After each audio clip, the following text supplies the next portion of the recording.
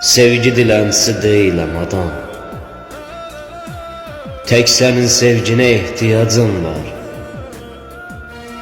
Özge bakışlara tamamen yadam, tek senin sevgine ihtiyacım var. Sonsuz arzular duası kimi, məhəbbət mələyi sonası kimi, ömrümün günümün mənası kimi tek senin sevgine ihtiyacım var. Sığmaz kainata sevgimin yaşı,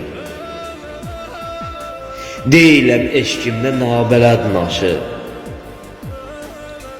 Mən ürəyində, könlündə daşı, tek senin sevgine ihtiyacım var.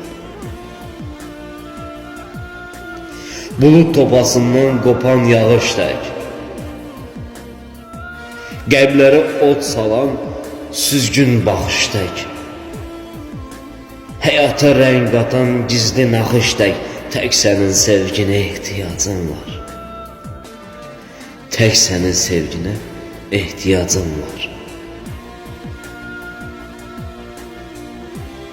Müəllif Çiçək Xalıqova.